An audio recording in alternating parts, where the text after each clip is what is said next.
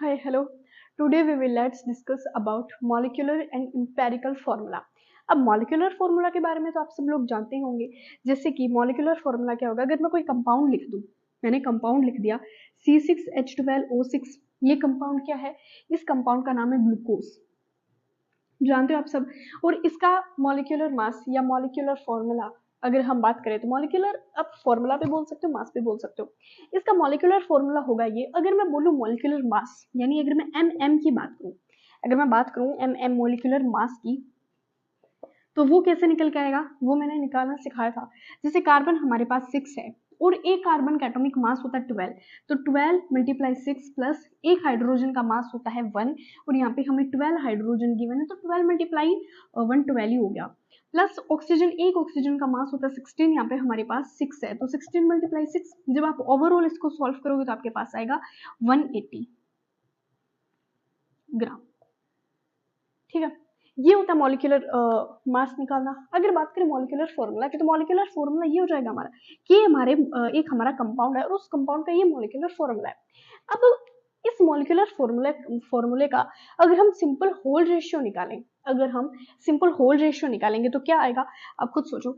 यहाँ पे 6 और 12 6 है, अगर ये एक दूसरे से कैंसिल आउट हो जाए, अगर 6 12 6 एक दूसरे से कैंसिल आउट हो जाए, ये अगर आप कहो तो अगर मैं इसको सिंपल रेशियो में बदल दूं, सिंपल रेशियो में कन्वर्ट कर दूं, तो ये क्या बन जाएगा, CH2O। CH2O ये हमारा क्या हो जाएगा, एम्पेरिकल फॉर्मूला। ये हमारा क्या हो जाएगा, एम्पेरिकल फॉर्मूला। मैम कुछ इतना अच्छे से समझ नहीं आया है ना। चलो एक एग्जांपल और करते हैं। ये है C6H6, इसका नाम है बेंजीन, इसका नाम है बेंजीन। ठीक है, ये हो गया इसका मॉलिक्यूलर फॉर्मूला। अगर मॉलिक्यूलर मास की बात करेंगे तो आप कैसे निकालोगे, 12 मल्टीप्लाई 6 प्लस 6। अब आप इसको काउंट कर सकते हो, जो आपके पास आंसर आएगा वो इसका मास हो जाएगा। ठीक है, अब नेक्स्ट अगर मैं बात करूं इसके इंपेरिकल फॉर्मूला की, इंपेरिकल फॉर्मूला, अब देखो इंपेरिकल फॉर्मूला कैसे निकलेगा, ये 6 और 6 एक दूसरे से कैंसिल आउट होके क्या बन जाएंगे, CH बन जाएंगे। क्या होगा इसको, ये क्या बन जाएंगे, एक दूसरे कैंसिल आउट होके CH बन जाएंगे। ठीक है, तो इस टाइप के फॉर्मूले को, यानी सिंपल होल रेशियो, निकल गया, वो क्या होता है हमारा इंपेरिकल फॉर्मूला। चलो एक बार इंपेरिकल फॉर्मूला के डेफिनेशंस रीड करते हैं। Empirical formula of a compound is the formula which give the number of atom different element present in one molecule of the compound in the simplest numerical ratio, यानी compound का simple numerical ratio देता है। अगर हम molecular formula की definition read करें तो ये देखो क्या बताती है, a molecular formula is a chemical expression. जो मॉलिक्यूलर फॉर्मूला ये हमारा एक तरीके का केमिकल एक्सप्रेशन है। अब आप देख सकते हो जैसे C6H12O6 है, C6H6 है, ये क्या एक तरीके का केमिकल एक्सप्रेशन है, इंडिकेटिंग द एग्जैक्ट नंबर। ये एग्जैक्ट नंबर हमें इंडिकेट कर रहा है कि ग्लूकोज में कितने नंबर ऑफ कार्बन एटम के होते हैं। ग्लूकोज में 6 नंबर ऑफ कार्बन एटम होते हैं। ग्लूकोज में कितने नंबर ऑफ हाइड्रोजन एटम होते हैं, हाइड्रोजन होते हैं 12। ऑक्सीजन कितने होते हैं, ऑक्सीजन होते हैं 6। ये एग्जैक्ट एक्यूरेट हमें नंबर बता रहा है।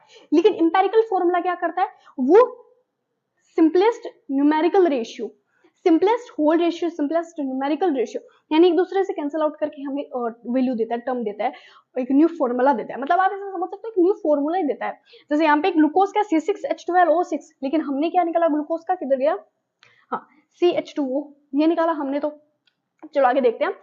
Indicating the exact number and type of atom of each element present in a single molecule of a substance, यानी ये एक तरीके का मॉलिक्यूल हो गया, एक तरीके का कंपाउंड हो गया। अब इस कंपाउंड के अंदर कितने नंबर ऑफ एटम प्रेजेंट है, कितने number of single atom present है। अब जैसे कार्बन है, कार्बन एक तरीके का एटम, ये एक एलिमेंट है, हाइड्रोजन एक एटम है, ऑक्सीजन एक एलिमेंट है, एटम है।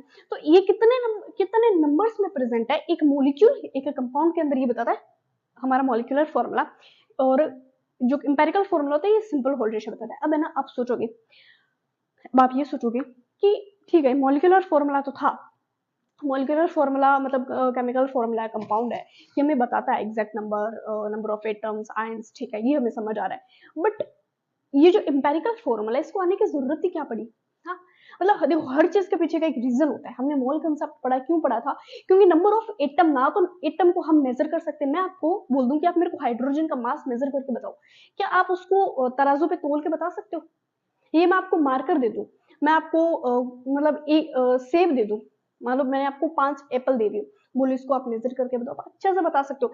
लेकिन मैं बोल दूं कि ये जो सेब है, इसके अंदर कितने नंबर ऑफ एटम, आप मेरे को काउंट करके बताओ। आप सेब तो काउंट करके बता सकते हो कि आपने 5 दिए, 4 दिए, 3 दिए, जितने भी दिए। लेकिन मैं बोलूं इसके कितने इसके अंदर कितने नंबर ऑफ एटम, आप ये काउंट करके बताओ, बता सकते हो? नहीं बता सकते, इसलिए मॉल कंसेप्ट आया था। और जो हमने लॉ पढ़े थे, कंजर्वेशन लॉ वगैरह जितने भी थे, उनके पीछे का भी रीजन था कि गैसेस के बारे में, हर चीज के बारे में दे रहा था। तो ऑल टोटली मैं ये सब चीजें आपको इसीलिए बता रही हूँ कि जो मॉलिक्यूलर इंपेरिकल फॉर्मूला है ना, इसके पीछे का भी एक रीजन है। मतलब ऐसा ही नहीं है कि कहीं से भी उठ के आ गया, ऐसे साइंटिस्ट बैठे थे टाइम पास कर रहे थे कि यार क्या करें चलो मॉलिक्यूलर का इंपेरिकल फॉर्मूला बना देते, ऐसा नहीं था। मतलब एक रीजन था। अब रीजन बता दूं क्या था। रीजन ये था, देखो कि जब साइंटिस्ट न्यू कंपाउंड बनाते थे, अब ये कंपाउंड को एक तरीके से बनाया गया है, कंपाउंड का एक तरीके से एनालिसिस किया, इन पे वर्क किया, इनको देखा। तो जब साइंटिस्ट कोई न्यू कंपाउंड बनाते थे और उसको एनालिसिस करते थे इन द लेबोरेटरी, तो उन्होंने एक चीज नोटिस की। उन्होंने देखा कि जो मॉलिक्यूलर जो एटॉमिक मास होता है ना एटम का, वो कभी कभार उनको परफेक्ट मिल नहीं रहा था। जब एटॉमिक मास नहीं मिल रहा था, तो एक बात बताओ, मॉलिक्यूलर फॉर्मूला या मॉलिक्यूलर मास कभी मिल जाएगा? मतलब हमें यहाँ पे पता है कि कार्बन का एटॉमिक मास 12 है, तब हम इसको एग्जैक्ट मेजर कर रहे हैं, हाइड्रोजन का एटॉमिक मास 1 है। लेकिन ये साइंटिस्ट कभी कभी जब कोई न्यू कंपाउंड का फॉर्मेशन करते थे, न्यू कंपाउंड बनाते थे, एनालिसिस करते थे उस पर, तो उनको थोड़ा एटॉमिक मास में प्रॉब्लम होती थी। अब आप कहोगे एटॉमिक मास का इंपेरिकल फॉर्मूला का क्या लेना देना, आप सुनते जाओ बस। तो इनमें ना इनको थोड़ी प्रॉब्लम होती थी।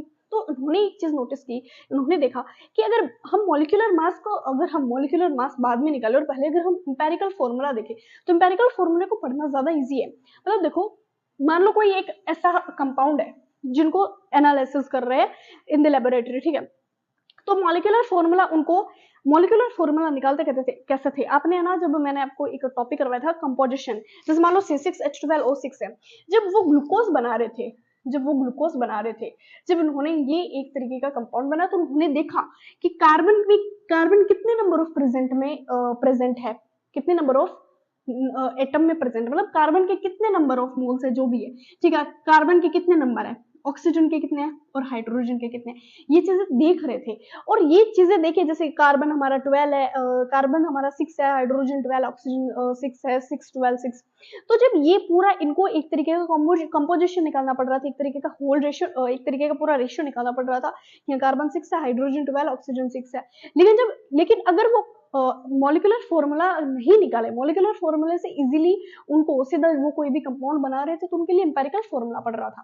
मतलब मॉलिक्यूलर फॉर्मूला समझने से पहले, मॉलिक्यूलर फॉर्मूले का रेशियो निकालने से पहले इनको इंपेरिकल फॉर्मूला समझ आ रहा था। एज स्टॉप आप समझोगे, देखो ये तो सिर्फ मैंने एक एक्स्ट्रा चीज बताई है कि ये कंसेप्ट आया क्यों। आपसे एग्जामिनर में नहीं पूछेगा कि इंपेरिकल फॉर्मूला क्यों आया, बस आपको पता होना चाहिए कि हाँ क्यों आया। आप इतना दिमाग में रखो, सारा कुछ भूल जाओ, नहीं भी समझ रहा, थोड़ा मिक्स भी हुआ, आप इतना दिमाग में रखो कि जब कोई भी न्यू कंपाउंड का एनालिसिस करते थे, तो उस कंपाउंड में हमें देखना पड़ता था कि कितने नंबर ऑफ एटम, कितने नंबर ऑफ में कार्बन प्रेजेंट है, कितने हाइड्रोजन है, कितने नाइट्रोजन है, कितने ऑक्सीजन है, कितने भी, मतलब जितने भी नंबर ऑफ एटम के कितने कितने अमाउंट में प्रेजेंट है। तो वो पूरा कॉम्पोजिशन निकालने के बाद ही हमें एक तरीके का मॉलिक्यूलर फॉर्मूला, मॉलिक्यूलर मास मिलता था।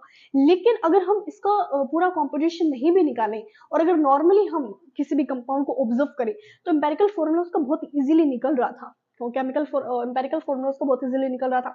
ठीक है, यहाँ तक बात समझ रहे हैं। लेकिन अब आप सोचोगे कि इस पे क्वेश्चन किस तरीके के आते हैं, मतलब क्वेश्चन भी तो पूछे जाते हैं, इसीलिए तो एग्जाम, इसीलिए हमारे एनसीईआरटी में है। हाँ बिल्कुल है। तो इस पे क्वेश्चन किस तरीके के पूछे जा सकते हैं? क्या हमें सिर्फ डेफिनेशन लिखनी रहेगी? नहीं, डेफिनेशन नहीं लिखनी रहेगी, क्वेश्चन भी इस पे पूछे जाएंगे। अच्छा, मैं आपको है ना एक दो क्वेश्चन और करवाने चाहूंगी इसकी। जैसे मैं बात करूं H2O2, 2 से 2 कैंसिल हो जाएगा, हमारे पास इंपेरिकल फॉर्मूला आएगा, इंपेरिकल, EF लिख रही हूँ, यहाँ पे MF लिख रही हूँ। अगर मैं बात करूँ आपसे Al2O3, एल्यूमिनियम ट्राइऑक्साइड या एल्यूमिनियम ऑक्साइड भी बोलते हैं इसको। अब 2 और 3 के आपस में एक दूसरे से कैंसिल आउट हो रहे हैं? नहीं हो रहे। होंगे तो भी कोई पॉइंट्स में जाकर आंसर आएगा। पॉइंट में एक बात बताओ, कभी कंपाउंड फॉर्मूला, कंपाउंड जो हमारा होता है कंपाउंड मॉलिक्यूल, वो कभी पॉइंट में आता है, ऑफ कोर्स नहीं आता, उसको पूरा एक होल रेशियो नंबर चाहिए होता है, तो ये एक दूसरे से कैंसिल आउट नहीं होगा, यानी इसका इंपेरिकल फॉर्मूला और मॉलिक्यूलर फॉर्मूला क्या रहेगा, सेम रहेगा, क्या रहेगा, सेम रहेगा। आई बात यहाँ तक समझ। अब आप ऐसे ले सकते हो C12 H22 O11, अब ये तो एक दूसरे से कैंसिल आउट हो सकते हैं, लेकिन 12 का क्या, तो इसका भी सेम रहेगा, ठीक है। तो कुछ इस तरीके से हमारे पास एग्जांपल्स होते हैं जिनको हम समझ सकते हैं। मेरे को सिर्फ ये ओड नंबर का बताना था, जब ओड नंबर आए ना, ओड नंबर, तब empirical formula is equal to molecular formula, empirical formula is equal molecular formula. चलो ठीक है भाई, क्वेश्चन सॉल्व करते हैं। ओके,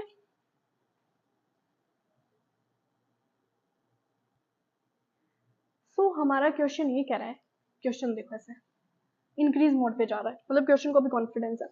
एक कंपाउंड कंटेन 4.07% हाइड्रोजन, यानी कंपाउंड है, हमने एक कंपाउंड बनाया है, मान लो हम लैब में खड़े हैं और हम एक कंपाउंड प्रिपेयर कर रहे हैं। आप ऐसा ना फील करो क्वेश्चन को कि हम लैब में खड़े हैं और हम एक कंपाउंड प्रिपेयर कर रहे हैं जहां पे हमने हाइड्रोजन लिया है 4.07%। अब आप है ना फर्स्ट स्टेप ये करो, ठीक है, step first, change percentage into grams, ठीक है, परसेंटेज को ग्राम्स में कन्वर्ट कर लो।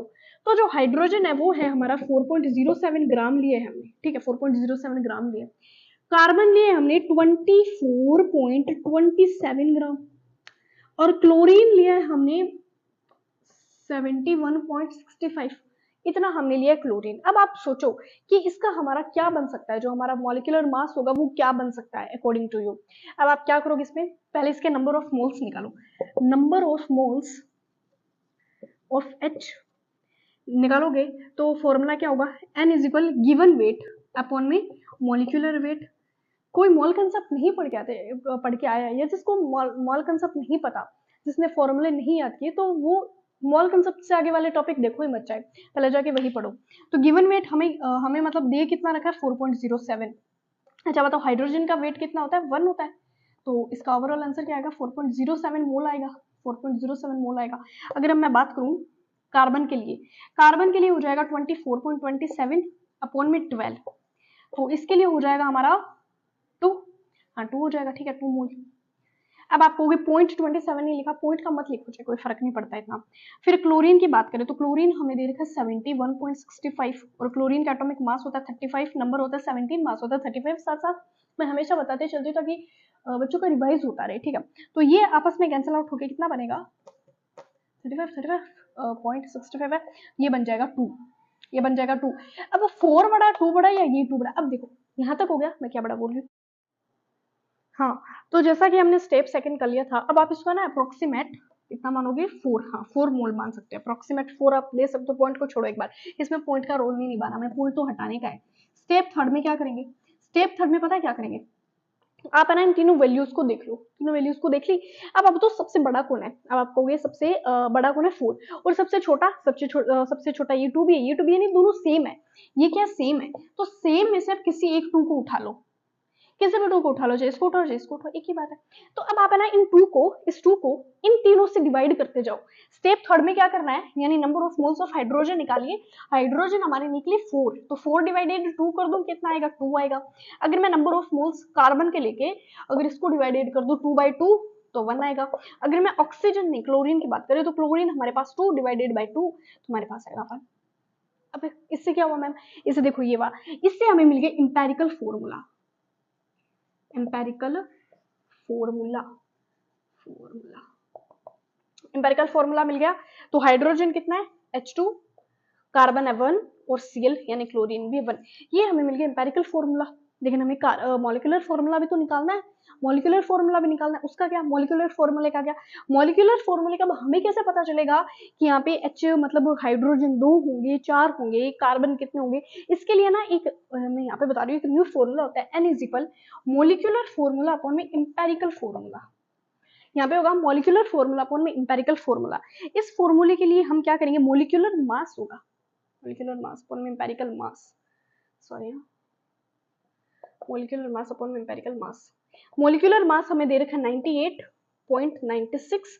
इंपेरिकल मास आप निकाल लो यहाँ से, कार्बन का हो जाएगा 12 + 2 14, 14 और 35 9 4 49 हो जाएगा, ठीक है 49, ठीक है। अब आप इसको जब ओवरऑल डिवाइड करो